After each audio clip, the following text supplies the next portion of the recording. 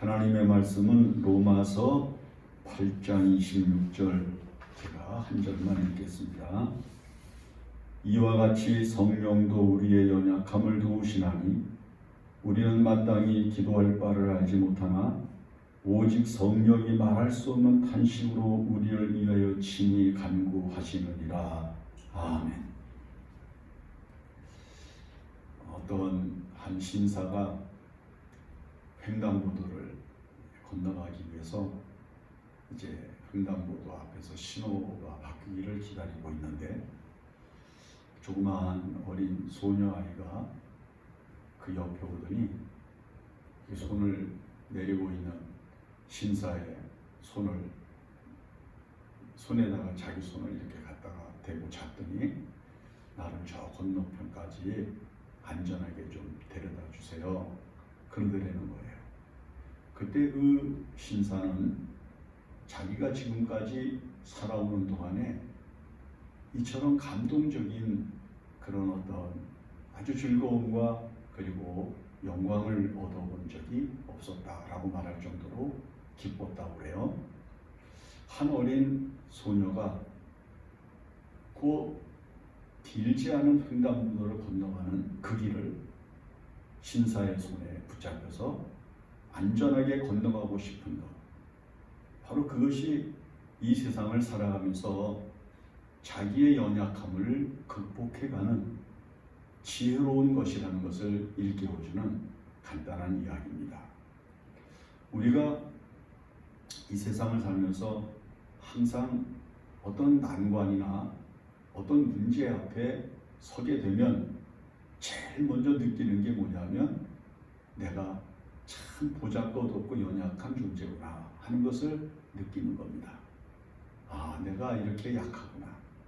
그래서 사람들은 이 세상을 살면서 어떤 난관이나 어떤 고난이나 어떤 괴로움에 처하게 되면 그것을 극복하지 못하는 자기 현재를 탄식하면서 분노하기도 하고 슬퍼하기도 하고 낭망하기도 하고 괴로워하기도 하는 것을 볼 수가 있습니다.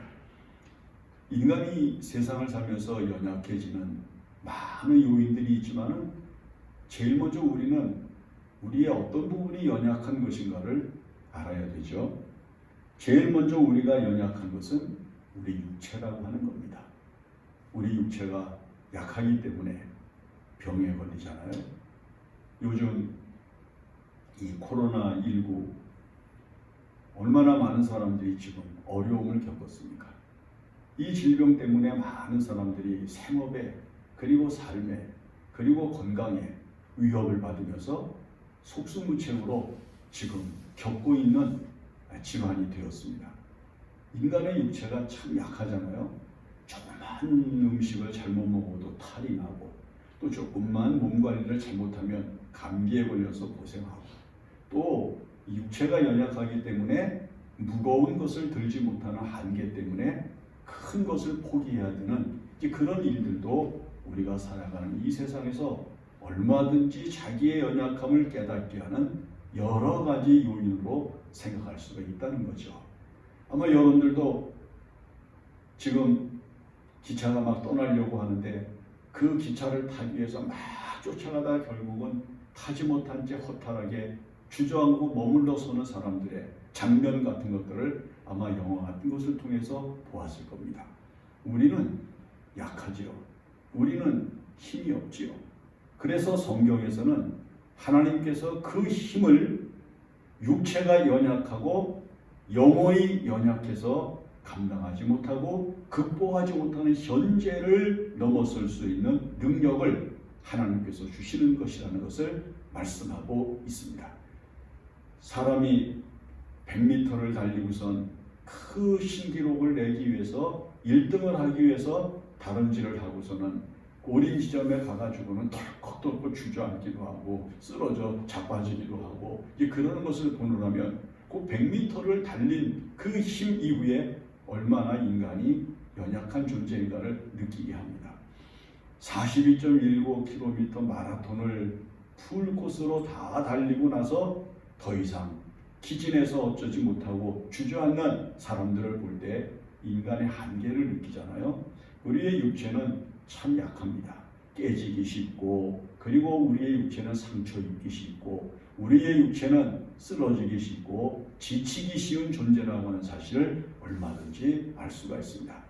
그 다음에 두 번째는 우리의 정신이 약하기 때문에 우리는 이 세상을 살면서 언제나 이기적인 존재가 되고,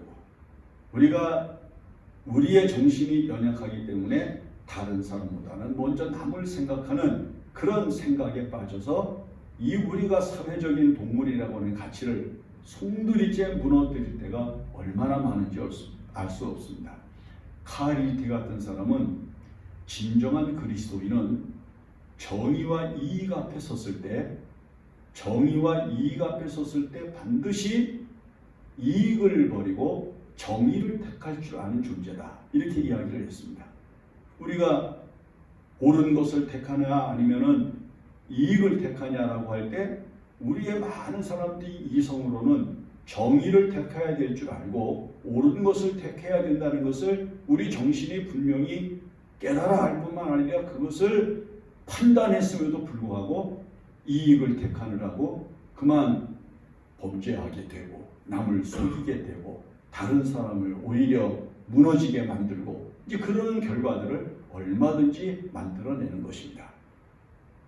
이익을 얻기 위해서 정의를 버려서 그만 자기의 명성에 수치를 더하고 명예를 떨어뜨리고 그 다음에 자기의 자존감을 무너뜨리고 자기의 진실성이 왜곡이 되는 그런 상황들을 맞게 하는 경우들이 우리가 사는 이 땅에 얼마든지 있단 말이죠. 그러므로 사람은 이 세상을 살면서 정의를 택할 줄 알고 올바른 것에 가치를 둘 줄 알고 옳지 않은 것을 물리칠 줄 아는 그런 마음을 가지고 이 세상을 살아갈 지성을 갖춰야 된다는 것입니다.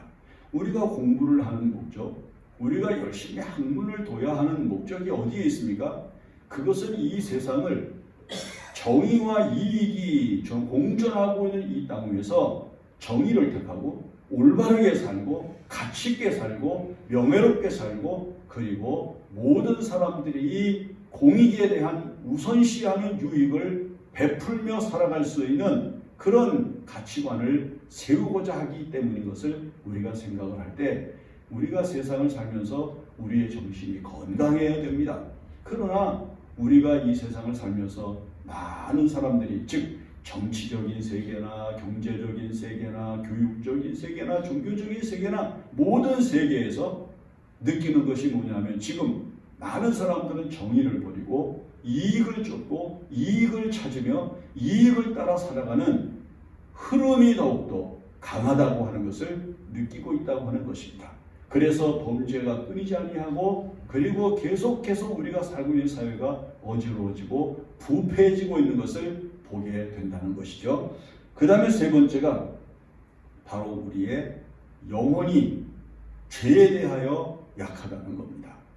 우리가 영적으로는 하나님을 알고 그 하나님 아버지를 의지하고 그가 보내신 예수 그리스도를 하나님의 아들로 하나님으로 인정하고 믿고 따라가면서도 우리는 그 주님의 말씀대로 살지 못하고 세상이 주는 쾌락주의에 빠져서 살게 되고 물질 우선주의에 빠져서 그만 물질을 쫓으면서 살아가면서 하나님께서 우리 영혼을 더욱더 아름답고 복되게 가꾸어 주시고 만들어 주시려고 하시는 거룩한 복을 외면하고 자기가 만들고 자기가 생각하고 있는 복을 쫓아 살면서 오히려 더 영혼이 어두움에 빠지고 하나님의 거룩한 뜻을 거스리는 죄악 가운데 살게 되는 것을 볼 수가 있습니다.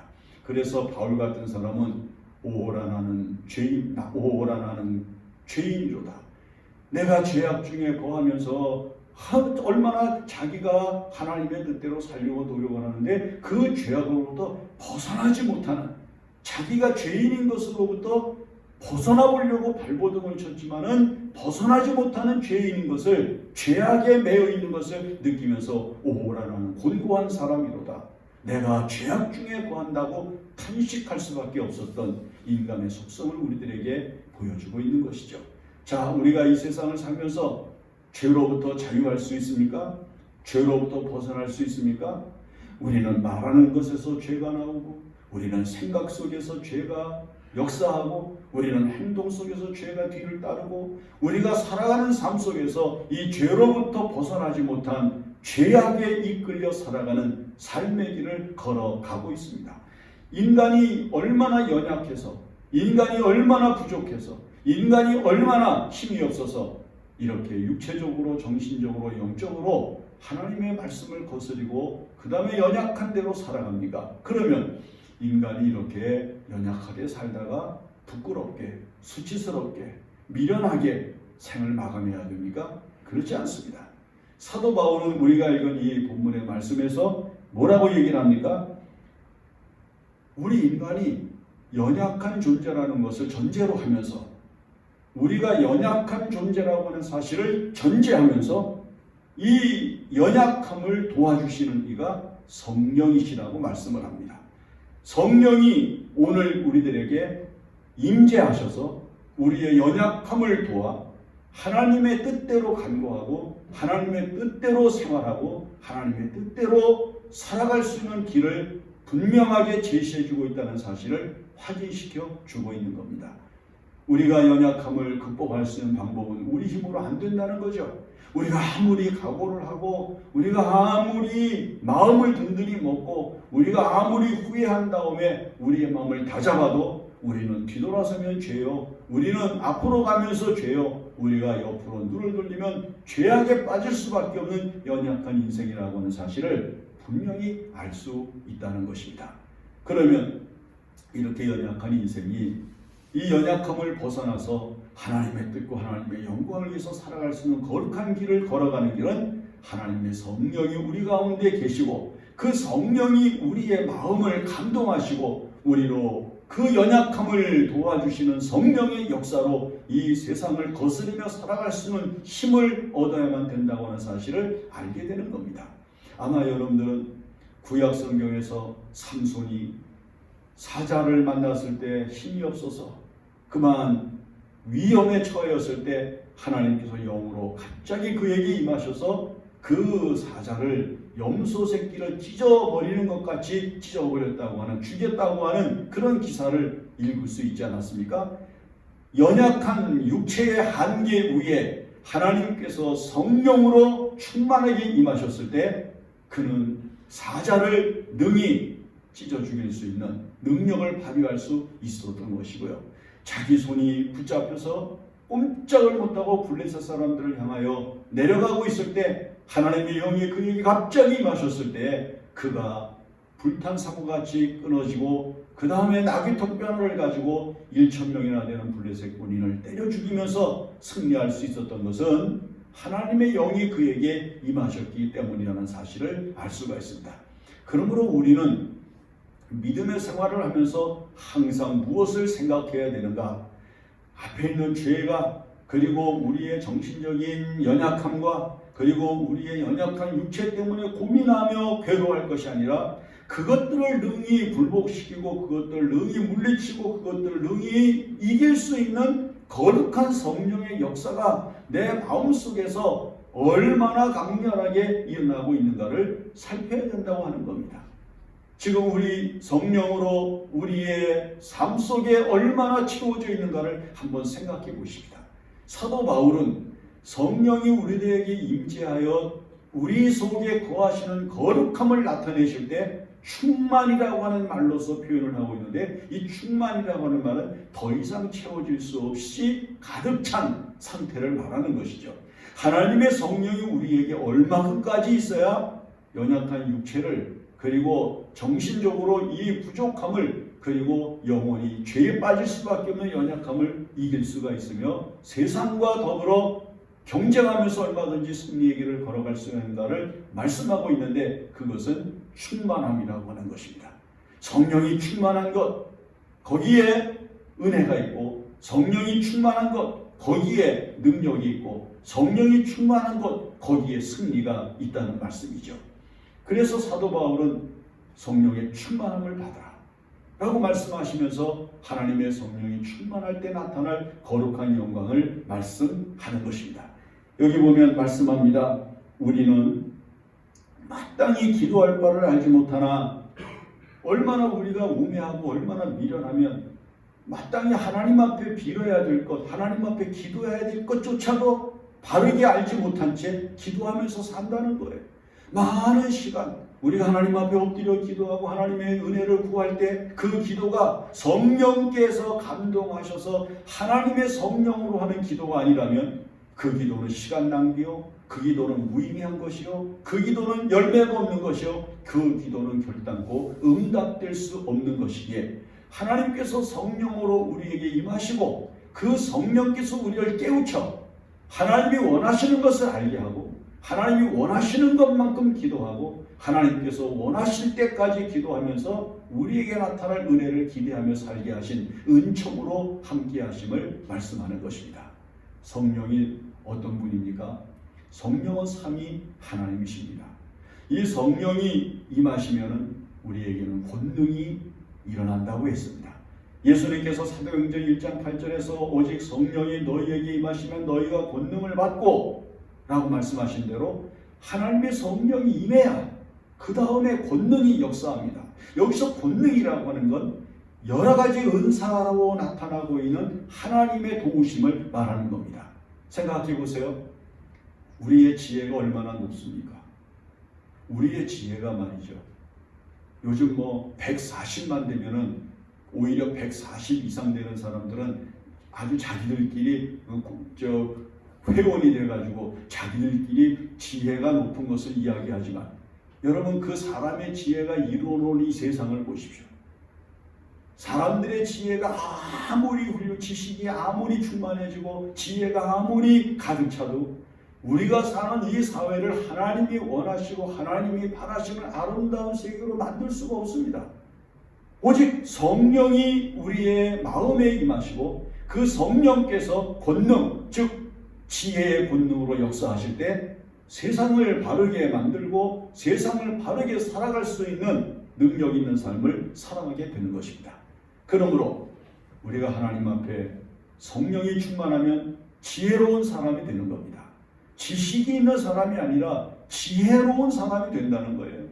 여러분 지금 이 땅에 살고 있는 사람들 가운데 요즘 대학교만 나온 사람도 이제는 젊은이들 가운데 보기 어려울 정도로 석사학위를 받은 사람도 많고 박사학위를 받은 사람, 아니 박사학위를 수개씩 받은 사람도 얼마든지 있습니다.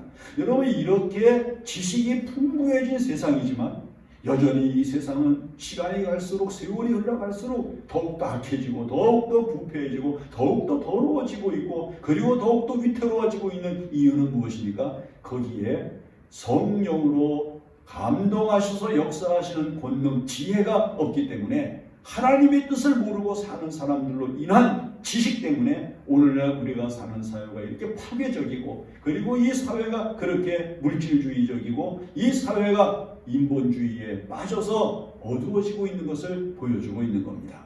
그러므로 여러분들이 이 세상을 살면서 지혜롭게 살기를 원한다면 하나님 앞에 성령으로 기도하고 성령께서 여러분들의 마음속에서 역사하셔서 성령께서 여러분들을 사람답게 살게 하시고 하나님의 뜻대로 살게 하시는 거룩한 것을 분별하면서 살아갈 수 있어야 한다는 것을 분명히 알아야 된다는 겁니다.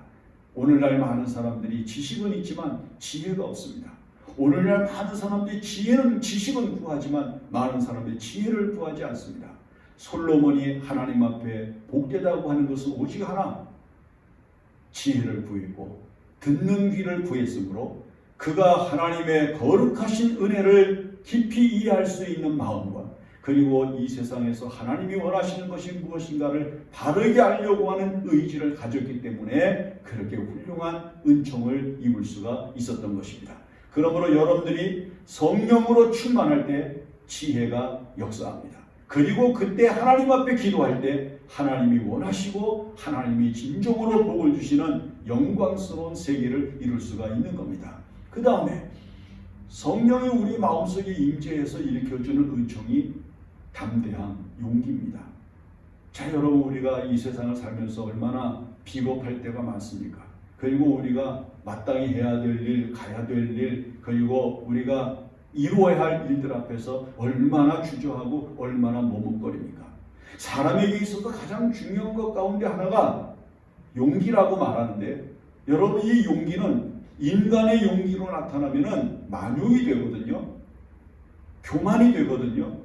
이 용기가 잘못되면은 확신은 있지만은 그러나 빈 껍데기 확신이 될 수밖에 없는 경우가 생기기 때문이죠.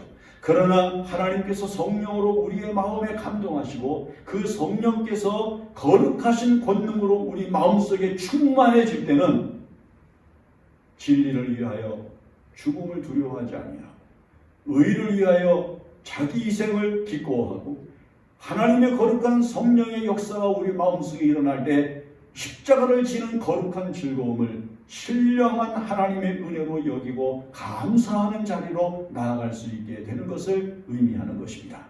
믿음으로 사는 사람들이 이 세상을 살면서 왜 비겁해지는 줄 압니까? 그 사람들이 이성이 부족해서 판단력이 부족해서 뭘 선택할 줄 모르고 미련해서 아니에요. 오직 한 가지, 성령으로 감동하시는 거룩한 용기가 없기 때문입니다. 사람이 용기가 있어야 바른 일을 합니다. 용기가 있어야 진리를 따릅니다. 용기가 있어야 의를 추구합니다. 용기가 있어야 진실을 말합니다. 용기가 있어야 정직할 수 있습니다. 그런데 이 정직한 용기는 우리의 의지에서 나오는 것이 아니라 하나님께서 성령으로 우리 마음속에 주시는 거룩한 은총으로 역사하는 권능일 때 이 용기가 진정한 용기가 되는 것입니다. 은혜로운 용기는 하나님께서 거룩한 성령으로 역사하시고 우리의 삶 속에 일으키시는 신령한 은총임을 생각하면서 오늘 여러분들이 하나님의 거룩한 성령으로 아버지의 거룩한 뜻을 의지하고 그 하나님이 원하시는 거룩한 뜻을 따라 살아가는 믿음의 사람이 되어야 합니다. 왜 성령이 탄식을 합니까?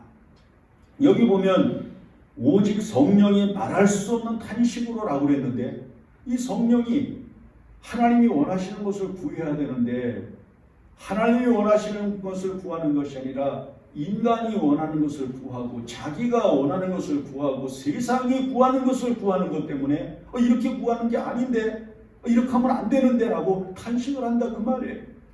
용기를 내기는 낸 것 같은데 성령 안에서 심심한 용기가 아니라 만용을 부리는 것을 보면서 성령이 탄식하신단 말이에요. 이런 건 안 되는데, 이런 건 아닌데, 이렇게 하는 건 아닌데, 이건 미련한 짓인데 성령이 탄식하신단 말이죠.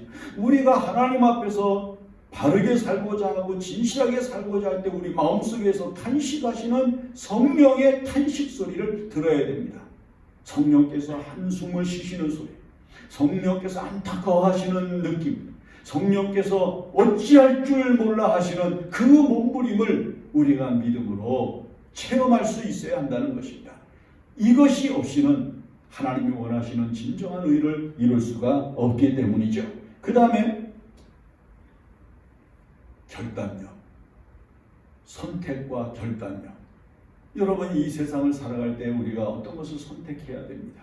이게 옳은지 저게 옳은지, 이렇게 하는 게 좋은지 저렇게 하는 게 좋은지 우리가 올바르게 결단을 못하죠. 여러분, 왜 결단을 못합니까? 거기에는 아까 말씀드린 대로 정의와 이익이 언제나 우리를 갈등하게 만들기 때문입니다. 이쪽 오른쪽을 택하면 내게 손해가 오고 내게 괴로움이 오고 내게 억울한 일이 다가올 수 있죠. 그러나 이 세상의 이익을 택하면 육체적으로는 즐겁고 육체적으로는 더 부유해지고 육체적으로는 더 편안해질 수 있는지는 모르지만은 하나님의 의가 깨어져서 하나님의 공의가 이 땅에 강같이 흘러나가는 거룩한 길을 혼탁하게 만들고 모든 세계를 어지럽힐 수 있는 계기가 되는 것 때문에 갈등하게 되거든요. 그런데 성령께서 우리 마음속에 임재하시고 충만하셔서 역사하시면서 우리로 하여금 바른 것을 선택하게 합니다. 신명기 28장부터 30장까지 성경을 쭉 읽으면 모세가 이스라엘 백성들에게 이렇게 말하죠. 내가 오늘날 복과 저주를 너희 앞에 두었노니 너와 너희 후손이 살기 위하여 너희가 복을 택하고 저주를 택하지 말지어다. 오늘날 얼마나 많은 사람들이 저주를 택합니까?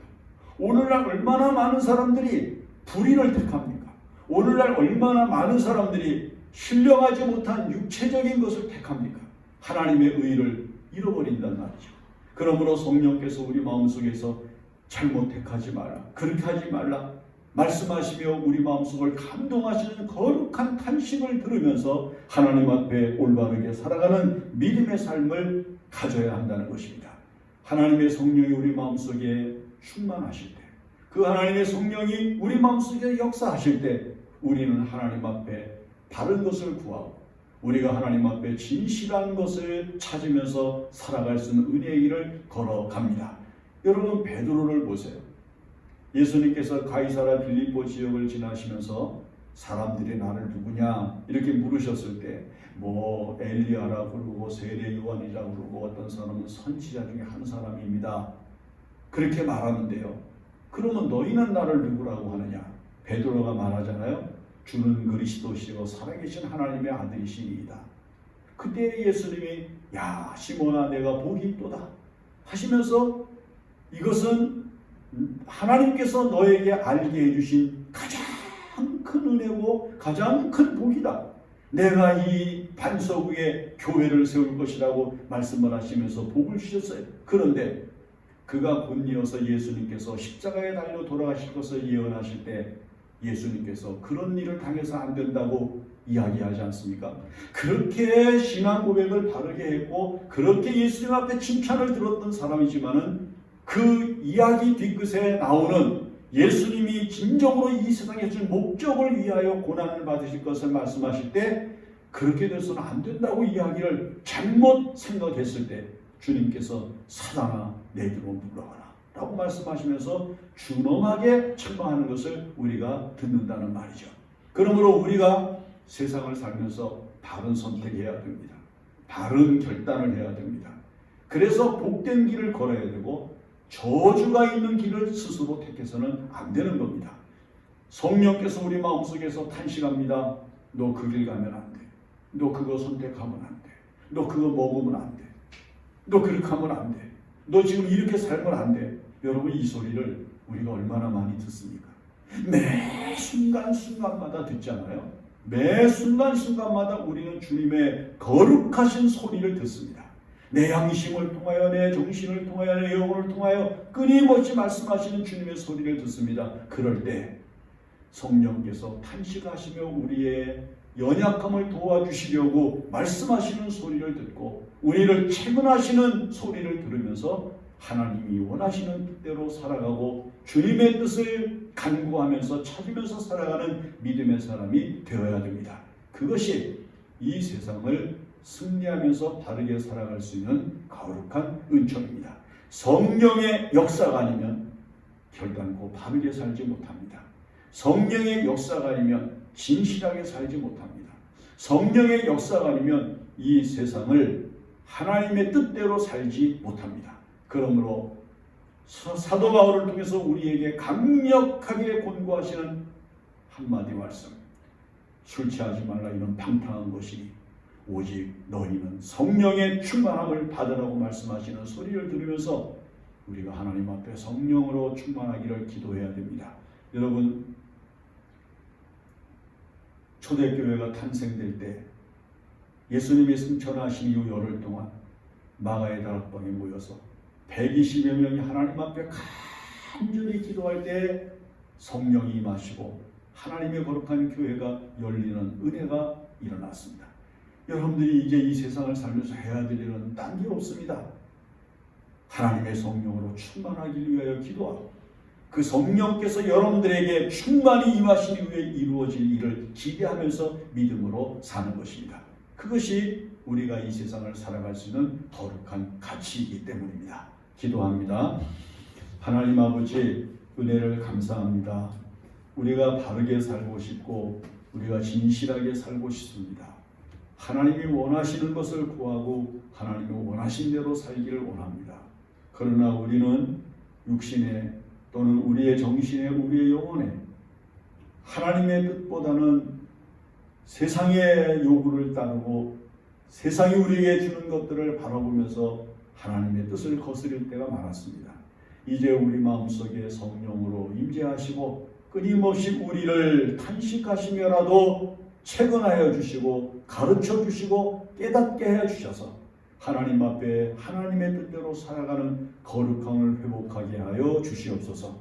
그리하여 우리 앞에 놓여진 복과 저주 가운데 항상 복된 길을 걷게 하여 주시옵소서. 모든 말씀을 예수님의 이름으로 기도합니다. 아멘. 이제 우리 찬송가 400